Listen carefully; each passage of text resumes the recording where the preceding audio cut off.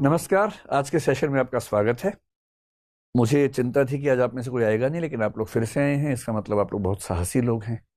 आपको जीते जी परमवीर चक्र मिलने की संभावना बनती है, क्योंकि आप फिलॉसफी की दूसरी क्लास में या दूसरी चर्चा में आए हैं, जबकि ऐसा आमतौर पर होता नहीं। डरावना विषय है, लोग भाग जाते हैं।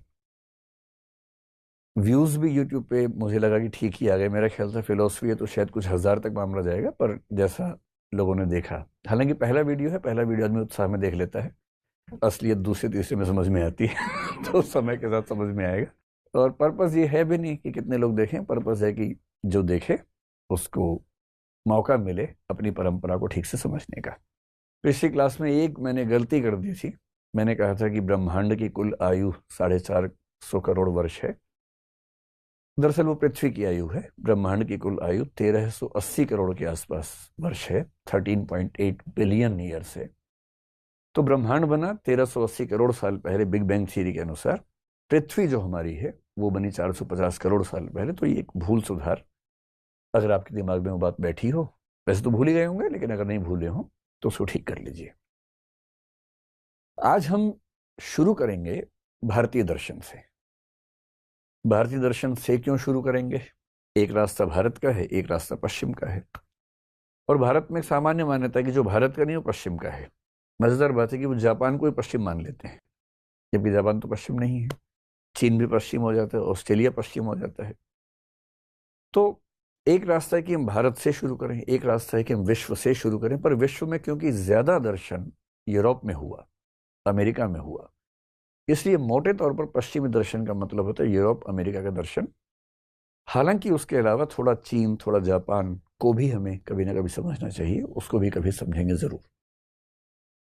भारत से क्यों शुरू करें? इसके मेरे पास 2-3 कारण हैं। एक कारण तो स्वाभाविक लगाव है कि हम भारत के हैं, तो क्यों ना पहले अपने इतिहास को ही जान लें, अपनी परंपरा को ही जान लें। दूसरा कारण तार्किक भी है कि अगर हम दर्शन के इतिहास को देखें तो दुनिया में दर्शन की शुरुआत भारत से ही हुई। और ये बात सत्यापित है, तथ्यों के स्तर पर है कि दर्शन इस दुनिया में सबसे पहली बार भारत में विकसित हुआ। मैंने पिछली बार को जिक्र किया भी था।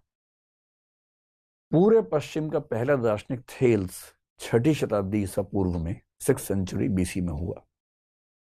लेकिन हमारे यहाँ उस समय महावीर थे, उस समय गौतम बुद्ध थे, और उससे कम से कम 1000 साल पहले, कुछ लोग तो उसको कई हजार साल पहले की बात कहते हैं, कम से कम 1000 साल पहले हम वेद लिख चुके थे, उपनिषदों को लिखने के प्रोसेस में थे।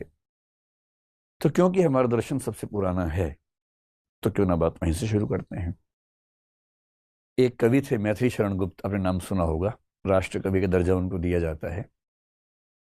उनकी बहुत किताबें हैं, शानदार किताबें हैं। सबसे बढ़िया जो किताब है उसका नाम भारत भारती है। और उसमें वो जो अतीत खंड है, बताते हैं कि हमारा अतीत किन मामलों में अच्छा रहा, महान रहा। तो उसमें एक बड़ी प्रसिद्ध पंक्ति है, संसार को पहले हमी ने ज्ञान शिक्षा दान की। संसार को पहले हमी ने ज्ञान शिक्षा दान की, आचार की, व्यवहार की, व्यापार की, विज्ञान की। तो मैं जब भी ये पंक्ति पढ़ता हूँ मेरा मन करता है कि इसमें किस तरह से दर्शन भी ठूंसूं किसी तरह से, क्योंकि बाकी सब तो उन्होंने बोला, दर्शन का जिक्र नहीं किया, जबकि दर्शन भी हमारा दुनिया का सबसे पुराना दर्शन है। वो बात तो आनी चाहिए। तीसरा कारण बहुत पर्सनल है। पर्सनल ये है कि मेरी वजह से मेरे परिवार में कुछ व्यक्तियों को फिलोसफी पढ़ने का शौक इस बीच में हो गया, जिनमें एक मेरे बड़े भैया अमेरिका में रहते हैं पिछले 15-20 साल से, वो भी शामिल है। तो उनको मैंने पिछले साल एक किताब सजेस्ट की थी, सोफीज वर्ल्ड, जो उन्होंने पढ़ी और बड़ा खुश होकर पढ़ी। और कुछ दिन पहले उन्होंने कहा कि यार विकास, बाकी सब ठीक है, इससे पूरा वेस्टर्न फिलोसफी समझ में आ गई, पर इंडियन फिलोसफी के लिए कोई ऐसा रेफरेंस नहीं मिल पा रहा जो हम पढ़ें, जहां से पढ़ें, चीजें आसान रूप में मिले। तो मैंने उनसे कहा, वैसे तो घर की मुर्गी दाल बराबर होती है, लेकिन आप थोड़ा भरोसा कर सके तो मैं खुद ही उस पर शुरू करता हूँ। तो एक कारण ये भी है कि इंडियन सही शुरू करते हैं। बहुत सारे ऐसे लोग हैं, क्योंकि पश्चिमी दर्शन पे बहुत सारे रिसोर्सेज मिल जाते हैं, भारतीय पर नहीं मिलते। तो भारतीय दर्शन पे कुछ दिन चर्चा करके उसको समझते हैं, फिर हम पश्चिम की ओर बढ़ेंगे। देखिए, भारतीय दर्शन को समझने का मतलब क्या है, आज हम दो बातों पर गौर करेंगे। आज एक इंट्रोडक्शन रखेंगे भारतीय दर्शन का,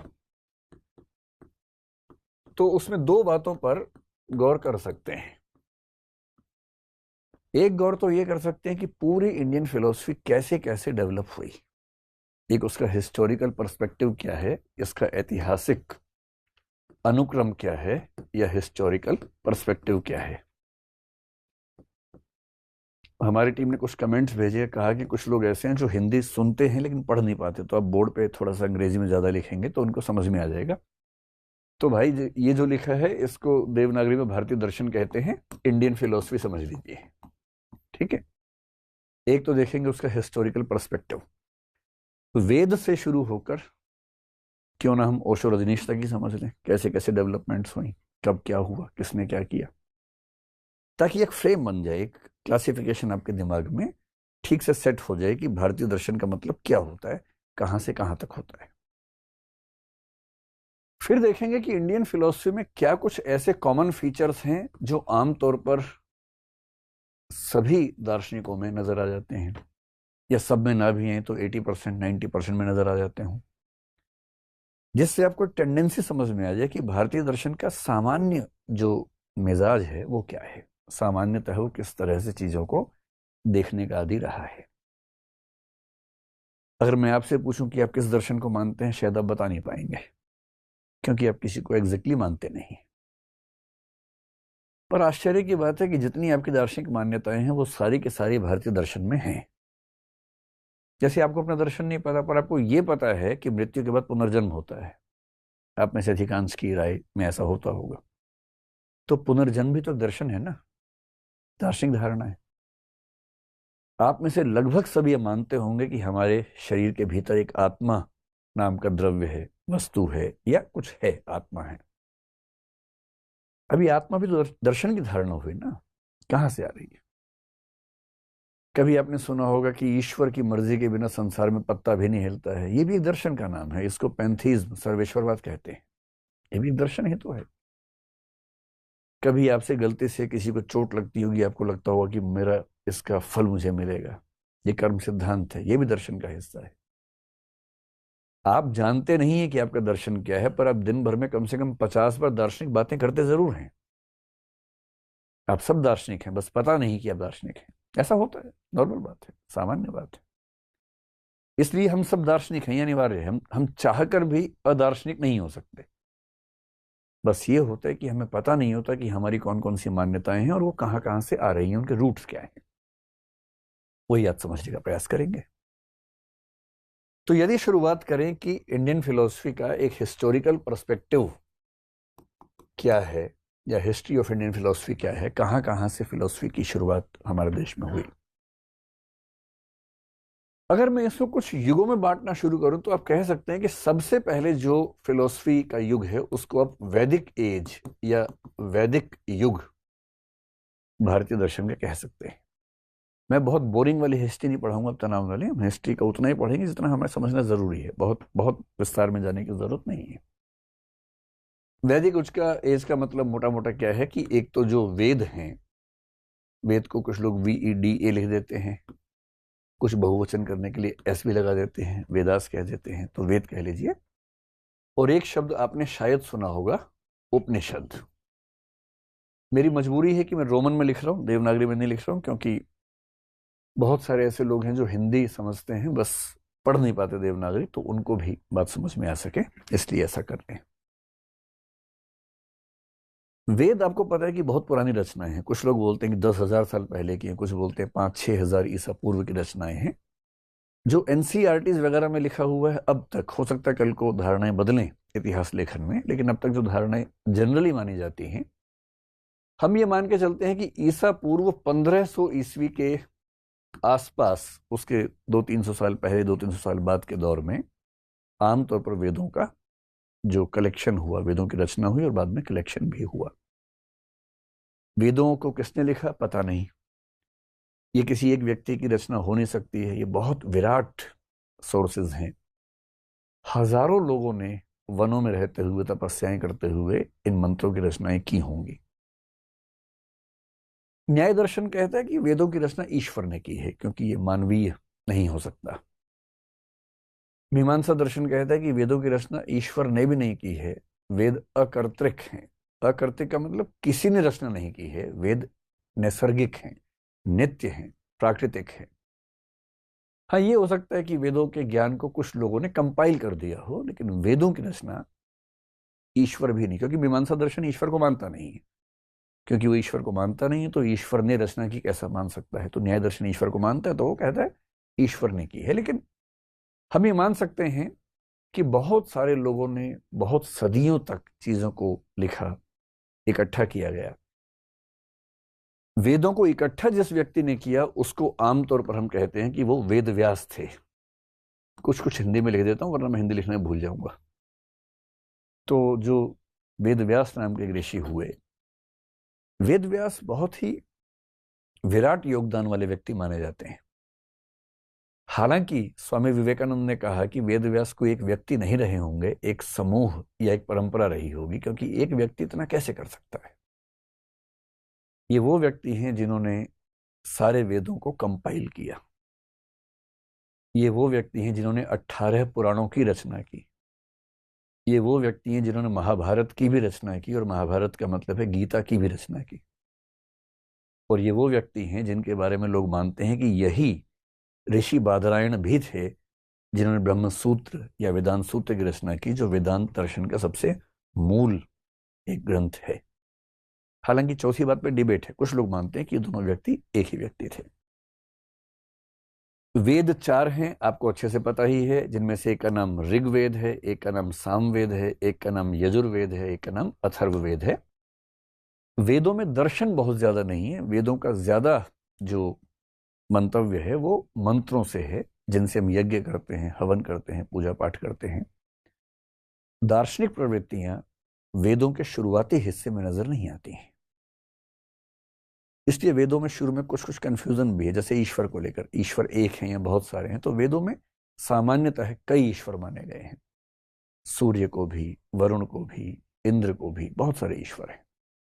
और ये कंफ्यूजन भी दिखता है कि मैं पूजा करूं तो किसकी करूं। एक वाक्य वेदों में बार बार आता है, कस्मै देवाय हविषा विधेम।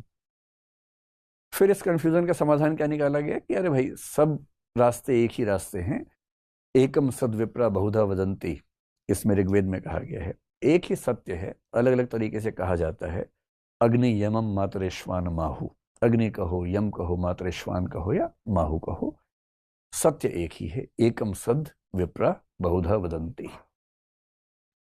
लेकिन वेदों में आपको हल्का हल्का कंफ्यूजन दिखेगा, क्योंकि उस समय शुरुआती चिंतन हो रहा है और ये निश्चित नहीं हो पा रहा कि हम ब्रह्मांड की व्याख्या कैसे करें। हर वेद के 4 हिस्से माने जाते हैं, जिसमें पहले हिस्से का नाम होता है संहिता। और संहिता का बेसिक मतलब है मंत्र, जिन मंत्रों से हम पूजा पाठ करते हैं। तो जब भी आप वैदिक मंत्र सुनेंगे तो इसका मतलब है कि वो वेद का कौन सा हिस्सा है? संहिता। संहिता के बाद दूसरा हिस्सा होता है जिसको बोलते हैं ब्राह्मण। ब्राह्मण का बाद में तो वर्ण व्यवस्था में एक वर्ण का नाम हो गया, लेकिन ब्राह्मण का बेसिक मतलब वेदों में है कि जब पूजा पाठ होगा उसके विधि विधान क्या होंगे। उन विधि विधानों का वर्णन ब्राह्मण कहलाता है। ऐसा मानते हैं कि ये विधि विधान करने वाले व्यक्ति बाद में इसी वजह से ब्राह्मण ही कहलाने लगे होंगे। तीसरा जो शब्द है या तीसरा जो हिस्सा है उसको बोलते हैं आरण्यक। अरण्य होता है जंगल। आरण्यक का मतलब है कि जो लोग वनों में निवास करते हैं, तपस्वी वगैरह हैं, उनके लिए आचार व्यवहार के क्या नियम हैं वो आरण्यक में होते थे। और सबसे मजेदार बात, वेदों का ही जो चौथा हिस्सा होता है उसका नाम होता है उपनिषद। इसलिए उपनिषद कोई अलग चीज नहीं है, उपनिषद वेदों का ही हिस्सा है। बहुत सारे उपनिषद माने जाते हैं। आपने सुना होगा कि उपनिषद 108 माने जाते हैं, जिनमें से लगभग 10 से 12 बड़े महत्वपूर्ण हैं। जैसे बृहदारण्यक बहुत महत्वपूर्ण है, छांदोग्य बहुत महत्वपूर्ण है। सबसे 2 पुराने उपनिषद जो हैं बृहदारण्यक और छांदोग्य माने जाते हैं। अगर आप देखेंगे तो बृहदारण्यक उपनिषद का संबंध किससे है, तो हमारा जो वेद है उसमें यजुर्वेद जो है बृहदारण्यक इससे जुड़ा हुआ है, इसके अंतर्गत है। सामवेद के अंतर्गत छांदोग्य उपनिषद आपको अंतिम हिस्सा मिलेगा। और क्योंकि उपनिषद वेदों का ही अंतिम हिस्सा है, इसलिए उपनिषदों का एक नाम वेदांत भी होता है। और वेदांत का मतलब है वेदों का अंतिम हिस्सा। उपनिषद जो है ना वो है फिलॉसफी। शायद इस पूरी दुनिया में उस समय तक वैसी फिलॉसफी कोई सोच भी नहीं पाया होगा जितनी गहरी फिलॉसफी उपनिषदों में दिखती है, वेदांत में दिखती है। इसलिए अगर आपको समझना हो कि भारतीय दर्शन के शुरुआती स्तर पर दर्शन का सबसे गहरा बिंदु कहां दिखता है, वो क्या है? उपनिषद है। 10-12 उपनिषद बहुत महत्वपूर्ण है और उपनिषदों में लगभग वो सारी धारणाएं जो आप आज मानते हैं आ चुकी थी। आत्मा होती है या नहीं, वेदों में कहीं कहीं हल्का सा कंफ्यूजन दिख सकता है, लेकिन उपनिषदों तक आते आते आत्मा निश्चित हो गई है कि आत्मा नाम की एक संरचना है। फिर एक मोक्ष की धारणा आपने सुनी होगी जिसको लिबरेशन कह देते हैं, मुक्ति कह देते हैं। मोक्ष की धारणा भी उपनिषदों में स्पष्ट हो गई है। कहीं कहीं स्वर्ग का जिक्र आता है, लेकिन भारतीय परंपरा में मोक्ष सबसे ऊंचा आदर्श माना गया है, वो उपनिषदों में स्पष्ट हो चुका है। फिर आपने एक पुनर्जन्म यानी कि रीबर्थ नाम की चीज सुनी होगी, और भारत के लगभग सब लोग मानते हैं कि हम मरने के बाद पुनः पैदा होते हैं, और हम जो पैदा हुए हैं उसके पीछे भी हमारा जन्म रहा है। ये जो धारणा है, ये धारणा उपनिषदों में स्थिर हो चुकी है पूरी तरह से। इससे ये सारी की सारी धारणाएं, आत्मा हो, मोक्ष हो या रीबर्थ हो। और आपने एक शब्द सुना होगा, ब्रह्म। वेदों में बहुत सारे ईश्वर हैं, लेकिन इस बात का जवाब देना मुश्किल है कि ये अंततः एक पूरा हिरार्की ऑर्डर कैसा है, कौन है परम सत्ता जिसके तहत सारी छोटी सत्ताएं आती हैं। उपनिषद तक आते आते मान लिया गया कि एक परम तत्व है, वो ब्रह्म है। और जब आप लॉजिकली आगे बढ़ेंगे तो आपको मानना पड़ेगा कि ब्रह्म भी सगुण नहीं, निर्गुण है। निर्गुण का मतलब होता है जो निराकार है, जिसकी विशेषताएं बताना संभव नहीं होता है। नेति नेति आपने एक शब्द सुना होगा, न इति न इति। परम तत्व ऐसा भी नहीं है, परम तत्व वैसा भी नहीं है। ये क्यों होता है आगे चल के समझेंगे, आज तो केवल एक इंट्रोडक्शन है। जब विस्तार में किसी विषय पर आएंगे तब समझेंगे कि ऐसा क्यों बोलना पड़ता है, क्यों उपनिषदों ने ब्रह्म की व्याख्या करते हुए बार बार नेति नेति कहा कि ब्रह्म ऐसा भी नहीं है, ब्रह्म वैसा भी नहीं है। और क्यों शंकराचार्य ने, आदिगुरु शंकराचार्य ने इस बिंदु को बहुत ज्यादा हाईलाइट किया आगे चलकर, कई कई 100 साल बाद क्यों ऐसा किया। इसलिए मोटी सी बात है कि उपनिषद में लगभग वो सारी दार्शनिक मान्यताएं हैं जो हम आज तक फॉलो करते हैं। विशेष रूप से जो हिंदू धर्म को मानने वाले व्यक्ति हैं वो आमतौर पर इसको आज तक फॉलो करते हैं। ये इंडियन फिलॉसफी का पहला फेज है। लेकिन इसके बाद क्या हुआ? इसके बाद कहते हैं कि जब वैदिक कर्मकांड काफी ज्यादा बढ़ा तो बहुत सारे लोगों की रुचि इन चीजों से हटने लगी, और विशेष रूप से पशु बलि पर आधारित जो यज्ञ थे उनको लेकर एक सामाजिक विरोध शुरू होना हुआ। उसका कारण मानते हैं कृषि प्रधान अर्थव्यवस्था जब आने लगी तो उसके साथ कुछ नए डेवलपमेंट्स हुए। जब हम सेकेंड टर्म में आएंगे तब समझेंगे इसको। जो सेकंड फेज है वहां पर सेकंड और थर्ड फेज, दो फेज एक साथ समझते हैं, और भारतीय दर्शन की दो धाराएं बटी, जिनमें से एक को बोलते हैं नास्तिक दर्शन और एक को बोलते हैं आस्तिक दर्शन। नास्तिक और आस्तिक तो आपने शब्द सुने ही होंगे। नास्तिक को बोलते हैं हेटेरोडॉक्स और आस्तिक को बोलते हैं ऑर्थोडॉक्स।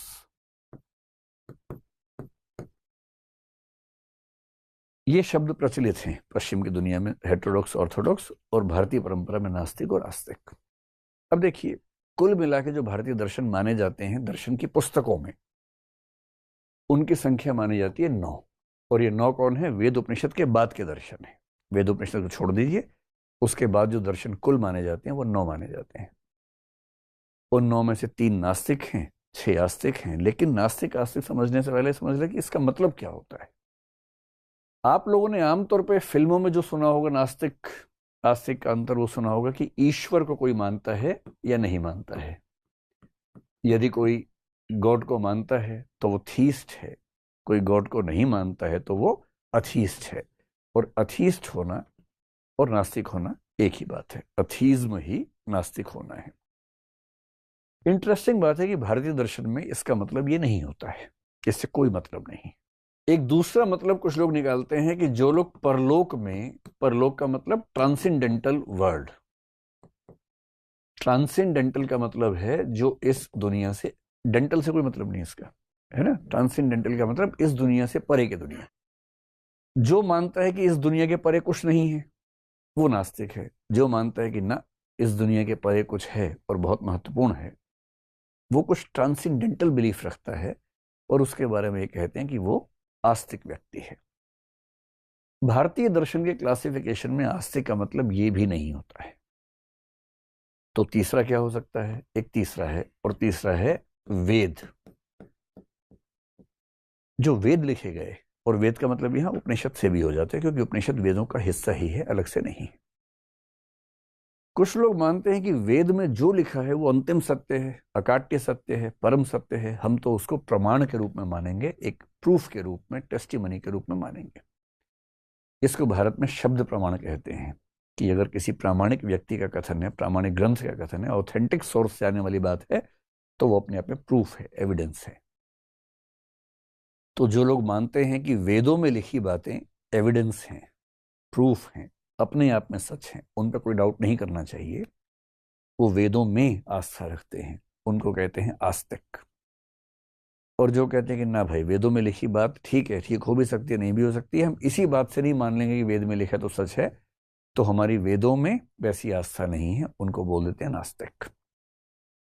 इसे ध्यान रखना है कि भारतीय परंपरा में जब हम क्लासिफिकेशन करते हैं, नास्तिक का मतलब होता है जो वेदों को प्रूफ नहीं मानते, एविडेंस नहीं मानते, प्रमाण नहीं मानते। और ऐसे दार्शनिकों की संख्या 3 है। आपने शायद एक का नाम सुना होगा, चारवाक। जानते हैं इसको? आपके आसपास होंगे 2-4। इनका मिलना ज्यादा आसान काम है। एक दर्शन है जैन दर्शन, जैनिज्म, और एक दर्शन है बौद्ध दर्शन, यानी कि बुद्धिज्म। चारवाक, जैन और बौद्ध, ये तीनों वो दर्शन हैं जो वेदों को प्रमाण के रूप में स्वीकार नहीं करते, क्योंकि ये वैदिक जो स्ट्रक्चर था उसके खिलाफ ही आंदोलन के रूप में उठे थे। और जो वास्तविक दर्शन है उनकी संख्या 6 है, लेकिन वो 2-2 के ग्रुप में काम करते हैं। एक ग्रुप है जिसमें सांख्य और योग, आपने नाम सुना होगा, सांख्य दर्शन और योग दर्शन। जो इंडियन फिलॉसफी के डेवलपमेंट का सेकंड एज है, वो दरअसल ये वाली एज है जिसको हम नास्तिक दर्शन कह रहे हैं। ये वाली एज है सेकंड। इस समय चारवाक उठे। आपने ऋषि बृहस्पति का नाम सुना होगा। बहुत इंटरेस्टिंग बात है कि चारवाक दर्शन की रचना करने वाले कौन थे? गुरु बृहस्पति थे। उनकी रचना से चारवाक दर्शन पैदा हुआ। उन्होंने क्यों रचना की, इसकी एक कहानी है, जब चारवाक को पढ़ेंगे तब समझेंगे। जैन दर्शन आपको पता ही है। महावीर जो हैं, जिनको भगवान महावीर जैन लोग कहते हैं, उनकी भूमिका सबसे प्रमुख है। हालांकि वो अकेले नहीं है, वो 24वें तीर्थंकर हैं। तीर्थंकरों की परंपरा के अंतिम तीर्थंकर माने जाते हैं। बौद्ध दर्शन किससे आए? गौतम बुद्ध से आया। आपने ये भी सुना होगा कि जैन दर्शन आगे चल के 2 हिस्सों में बट गया, श्वेतांबर, दिगंबर हो गया। बौद्ध परंपरा भी आगे चलकर 2 बड़ी परंपराओं में बटी, हीनयान, महायान। और अगर आप 1956 को ध्यान रखें तो एक और परंपरा बनी, नवयान। इसलिए बौद्ध परंपरा के 3 जो रास्ते निकले, हीनयान, महायान, और 20वीं सदी में डॉक्टर अंबेडकर के माध्यम से नवयान बना 1956 में। एक वो भी प्रसंग इसमें आता है। तो सेकंड फेज में ये हुआ। अब इस सेकंड फेज के विरुद्ध आप कह सकते हैं कि तीसरा पीरियड शुरू हुआ। और वो कौन सा पीरियड है? जो वेदों और उपनिषदों को फिर से रीइंस्टेट करता है, फिर से स्थापित करने का प्रयास करता है। जो जैन, बौद्ध और चारवाक के खिलाफ खड़ा होता है। और ये लोग कौन हैं? ये वैदिक और औपनिषदिक साहित्य की नई व्याख्याएं करते हैं। पूरी तरह से उस पर बेस न हो तो भी कम से कम उसको प्रमाण मानते हैं। और ये सब कहलाते हैं आस्तिक दर्शन। और आस्तिक कौन? जो वेदों को प्रमाण मानता है। नास्तिक कौन? नास्तिको वेद निंदक मनुस्मृति में कहा गया है। नास्तिक वो है जो वेद का निंदक है। इस बात पर भारतीय दर्शन में एक सर्वसम्मति है कि नास्तिक का मतलब वो माना जाएगा। सांख्य और योग, आपने नाम सुना होगा। ये दोनों दर्शन बहुत क्लोज हैं, इसलिए इनको एक ग्रुप मानते हैं, ग्रुप ऑफ फिलॉसफी है। ऐसे ही आपने एक नाम सुना होगा न्याय, और एक सुना होगा वैशेषिक। न्याय और वैशेषिक भी एक जॉइंट वेंचर जैसा समझ लीजिए कि 2 समूह एक साथ मिलकर काम कर रहे हैं। कुछ हिस्से पर आप काम करेंगे, हम मान लेंगे, कुछ हिस्से पर हम काम करेंगे, आप मान लेंगे। जैसे न्याय दर्शन ने ज्ञान मीमांसा पर ज्यादा काम किया, वैशेषिक ने तत्व मीमांसा पर ज्यादा काम किया। और एक दूसरे को मान लिया, तो इससे वो एक ग्रुप बन गया। और जो तीसरा ग्रुप बना उसका नाम है मीमांसा और वेदांत। मीमांसा और वेदांत, इन 6 फिलॉसफीज को अगर एक साथ जोड़ दें तो इसके लिए भारतीय दर्शन में एक शब्द चलता है, षट दर्शन। षट का मतलब क्या होता है फिलॉसफी में? 6, द कॉम्बिनेशन ऑफ 6 फिलॉसफीज, षट दर्शन। इसी षट दर्शन को बोलते हैं हिंदू दर्शन। कोई आपसे पूछे कि हिंदू दर्शन क्या है, तो पता होना चाहिए हिंदू दर्शन का मतलब है 6 दर्शनों का समूह, सांख्य, योग, न्याय, वैशेषिक, मीमांसा, वेदांत। इन्हीं 6 दर्शनों के समूह को बोलते हैं सनातन दर्शन। तो जब कोई व्यक्ति कहे कि मैं सनातनी हूं, तो इसका बेसिक मतलब क्या है कि वो इन 6 दर्शनों में कही गई बातों को प्रमाण के रूप में स्वीकार करता है, इनके प्रति आस्था रखता है। तो ध्यान रखिएगा, हिंदू दर्शन, सनातन दर्शन, षट दर्शन एक ही बात है, और इसका मतलब 6 फिलॉसफीज का कॉम्बिनेशन है, ग्रुप है। ये 6 दर्शन कहां से आए? देखिए, वेदों में, उपनिषदों में बातें कही गई थी। उस समय तक लिपि का विकास नहीं हुआ था, तो लोग क्या करते थे, याद रख रख के काम चलाते थे। याद रखना पड़ता था सारा। जब आप याद रख के आगे बढ़ेंगे तो ज्यादा लिखना चाहेंगे या कम लिखना चाहेंगे? कम, ताकि याद रखना आसान रहे। तो इस दौर में क्या हुआ, इसको सूत्र युग भी कहते हैं। सूत्र लिखे गए। सूत्र क्या होता है? फॉर्मूला, कि बहुत संक्षेप में एक बात कह दो, उसी में सारी बात आ जाए। जैसे उपनिषदों में कुछ सूत्र हैं जिनको महावाक्य कहते हैं। आपने सुना होगा अहम ब्रह्मास्मि। ये बृहदारण्यक उपनिषद का बड़ा प्रमुख सूत्र है, मैं ही ब्रह्म हूं, अहम ब्रह्मास्मि। फिर आपने सुना होगा तत्वमसि। तत्वमसि एक बहुत महत्वपूर्ण सूत्र है। अगर आप केरल के शबरीमला मंदिर में जाएंगे तो मंदिर के बाहर मुख्य द्वार पर लिखा हुआ है तत्वमसि। तत्त्वम असि, वह तुम हो। इनको बोलते हैं महावाक्य। अब ये जो सारे के सारे सूत्र हैं, इसी तरह के बहुत सारे सूत्र इस तीसरे फेज में बने, और इन सारे दर्शनों का एक एक सूत्र कहलाता है। सांख्य दर्शन क्या है? तो एक व्यक्ति ने सांख्य सूत्र की रचना की, जिसका नाम है कपिल मुनि। सांख्य सूत्र आज तक मिला नहीं है हमें। आज तक हम सांख्य सूत्र के बारे में सुनते हैं, पढ़ते हैं, पर सांख्य सूत्र अब तक मिल नहीं पाया है। उसके बारे में रेफरेंसेस मिलते हैं बहुत सारे, बाकी सूत्र सारे मिल गए हैं, सांख्य सूत्र नहीं मिला है। ऐसे ही जब योग आया तो योग सूत्र लिखा। वो लिखा महर्षि पतंजलि ने। पतंजलि का नाम आपने सुना ही है ना। वो योग दर्शन के प्रवर्तक नहीं है, योग दर्शन तो बहुत पुराना है, लेकिन उन सारी चीजों को इकट्ठा करके सूत्र के रूप में रखने का काम किसने किया? महर्षि पतंजलि ने किया। ऐसे न्याय दर्शन है तो न्याय सूत्र हुआ। न्याय सूत्र लिखा जिन्होंने, उनका नाम अक्षपाद गौतम कहते हैं उनको। गौतम मुनि, गौतम दो हैं, गौतम बुद्ध हैं, एक गौतम मुनि दूसरे हैं। तो जो दूसरे गौतम मुनि हैं, जिनको अक्षपाद भी कहते हैं, उन्होंने न्याय सूत्र लिखा। फिर वैशेषिक दर्शन जब हुआ तो वैशेषिक सूत्र लिखा गया। आपने एक ऋषि कणाद का नाम सुना होगा। तो कणाद ऋषि वैशेषिक सूत्र के रचनाकार थे। मीमांसा का जो सूत्र लिखा, मीमांसा सूत्र, उसके रचनाकार माने जाते हैं ऋषि जैमिनी। और इस पूरी परंपरा में जो सबसे महत्वपूर्ण दर्शन हुआ आगे चलकर, अगर आज के दिन में भारत के किसी व्यक्ति को, विशेष रूप से हिंदू व्यक्ति को, न पता हो कि उसका दर्शन क्या है, तो आप आंख बंद के कह दीजिए उसका दर्शन वेदांत दर्शन है। क्योंकि वो जितनी बातें मानता है उनमें से 90-95% वेदांत की ही बातें मानता है। बस उसको पता नहीं है कि वेदांत क्या होता है। वेदांत दर्शन जो है, उसकी परंपरा अगर देखें,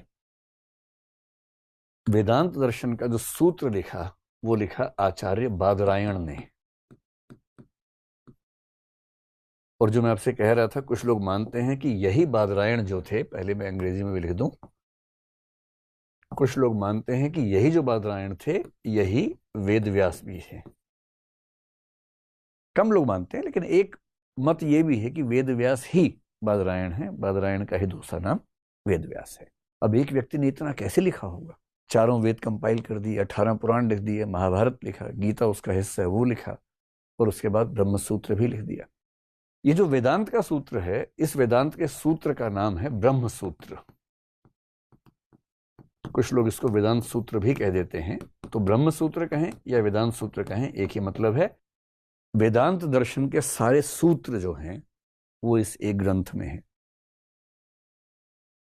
अब सूत्र के साथ दिक्कत क्या होती है? सूत्र होते हैं फॉर्मूले। और फॉर्मूला समझना आसान काम होता है, बहुत मुश्किल काम होता है? वो तो बड़ा मुश्किल है। फार्मूले तक पहुंचने की एक लंबी प्रक्रिया होती है, तब समझ में आता है। एक बार समझ में आ जाए उसके बाद तो मजा आता है, लेकिन जब तक समझ में ना आए वो एक चुनौती रहता है। यहां से शुरू होता है भारतीय दर्शन का चौथा युग। और चौथे युग में क्या हुआ है? अब ये वो युग है, ये वो समय है जब भारत में इस्लाम का आगमन होने वाला है और हुआ है। मतलब इस्लाम के आगमन से 200-300 साल पहले से इस्लाम के आगमन के 300-400 साल बाद तक का जो युग है उसको हम फोर्थ फेज के रूप में ले सकते हैं। अब इस समय सातवां दर्शन नहीं आ रहा षट दर्शन के बाद, ना नास्तिक दर्शन में कोई चौथा आ रहा है। एक दो छोटे मोटे आए थे उस समय, जैसे आजीवक आया था उसी समय आया था, वो छोटे मोटे दर्शन है, वो गंभीर दर्शन का प्रयास नहीं दिखता है। इस चौथे फेज में क्या हुआ है? इस्लाम के आगमन से एकदम पहले या उसके आने के एकदम बाद का अगर मैं समय देखूं तो मुख्य काम यह हुआ कि वेदांत दर्शन पे और व्याख्याएं होनी शुरू हुई। एक चीज है सूत्र, फॉर्मूला, एक चीज होता है भाष्य। भाष्य का मतलब अंग्रेजी में होता है इंटरप्रिटेशन। इंटरप्रिटेशन का मतलब किसी सूत्र को समझाने का प्रोसेस। अब सूत्र लिखे हैं, आम आदमी सूत्र पढ़े उसे कुछ समझ ही नहीं आता, हवा ही नहीं लगती उसको, तो क्या लिखा है इसमें? तो फिर कुछ ऐसे लोग हुए जिन्होंने उसको एक्सप्लेन करना शुरू किया, एक्सप्लेनेशंस लिखी। उन एक्सप्लेनेशंस को हिंदी और संस्कृत में बोलते हैं, या तो टीका बोलते हैं या भाष्य बोलते हैं। इन दोनों के लिए अंग्रेजी में क्या शब्द है? इंटरप्रिटेशन, एक्सप्लेनेशन, व्याख्या। अब एक बात मान लीजिए कि वेदांत दर्शन की कोई ठीक से व्याख्या करेगा तो उसको 3 सोर्सेस को पढ़ना पड़ेगा। हमेशा ध्यान रखिए, वेदांत का अब जो मतलब है, शुरू में क्या था? उपनिषद। अब वेदांत का मतलब है कि 3 सोर्सेस, इन तीनों सोर्सेस को एक साथ मिला के बोलते हैं प्रस्थानत्रयी। और प्रस्थानत्रयी का मतलब होता है वो 3 पुस्तकें जिनसे शुरुआत होती है, जिनसे आगे बढ़ सकते हैं। प्रस्थान मतलब डिपार्चर, त्रयी मतलब ए सेट ऑफ 3 थिंग्स, 3 सोर्सेस जिनके बेस पर आप वेदांत के रास्ते पर चल सकते हैं, उसको बोलते हैं प्रस्थानत्रयी। प्रस्थानत्रयी में क्या क्या है? पहली बात है जो मेन उपनिषद हैं, और मेन उपनिषद का मतलब होता है लगभग 8-10 उपनिषद जिनकी ज्यादा वैल्यू है। बृहदारण्यक है, छांदोग्य है, श्वेताश्वर है, कठोपनिषद है, केन उपनिषद है, ईश उपनिषद है, ये सब मुख्य उपनिषद माने जाते हैं। दूसरा जो सोर्स है वो है गीता। ध्यान रखिएगा, गीता में जो फिलॉसफी है कौन सी है? वेदांत है। और भारत का आम हिंदू जिस फिलॉसफी को सबसे ज्यादा मानता है वो गीता है, क्योंकि हिंदू धर्म में बहुत सारी किताबें हैं। सेमेटिक धर्मों में यानी कि यहूदी, ईसाई, इस्लाम में एक एक पुस्तक है। कई और धर्म भी एक पुस्तक को बेस मान लेते हैं, जैसे सिख धर्म में गुरु ग्रंथ साहिब की वैल्यू है, उसी में बहुत सारी वाणियां हैं लेकिन एक ग्रंथ है। पारसी धर्म में एक पुस्तक है। हिंदू धर्म में बहुत सारी पुस्तकें हैं, लेकिन आप देखेंगे कि अगर एक पुस्तक, आप देखेंगे कि हमारे प्रधानमंत्री जब विदेश में जाते हैं गिफ्ट करते हैं, कौन सी किताब करते हैं? गीता करते हैं, क्योंकि सबसे ज्यादा मान्यता जिस पुस्तक की है वो गीता है।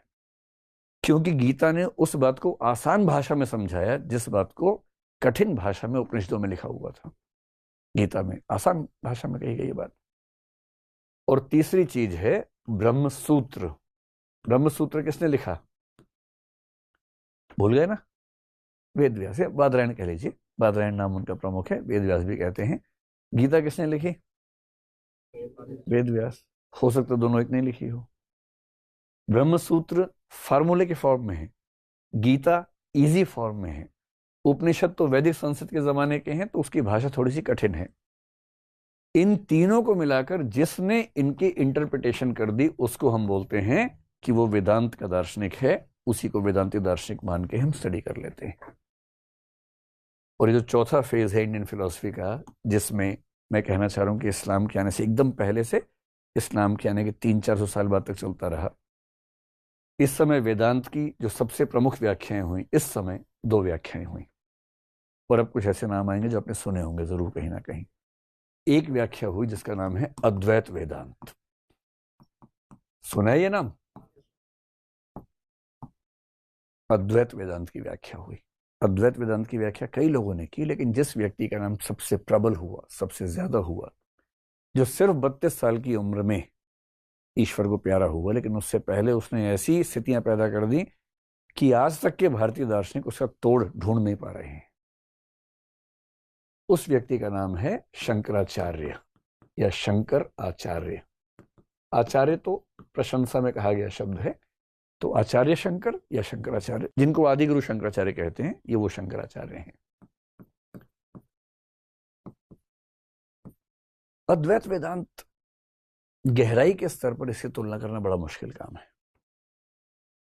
हालांकि अद्वैत वेदांत की बहुत सारी बातें महायान के एक दार्शनिक नागार्जुन ने कही थी और लगभग एकदम वैसी बातें हैं। इतनी सिमिलैरिटी है कि लोग बोलते हैं, कुछ लोग, कि शंकराचार्य प्रच्छन्न बौद्ध हैं, डिस्गाइज्ड बुद्धा हैं। लेकिन ध्यान रखना, बौद्ध दर्शन की असली बात हीनयान में है, महायान में नहीं है। महायान तो खुद ही बौद्ध दर्शन का दूसरा बदला हुआ रूप है। पर महायान में एक दार्शनिक नागार्जुन का जो दर्शन है माध्यमिक शून्यवाद, ऐसा लगता है कि माध्यमिक शून्यवाद और अद्वैत वेदांत लगभग मिलते जुलते दर्शन हैं। शब्दों का अंतर है, धारणाएं बहुत सारी समान हैं।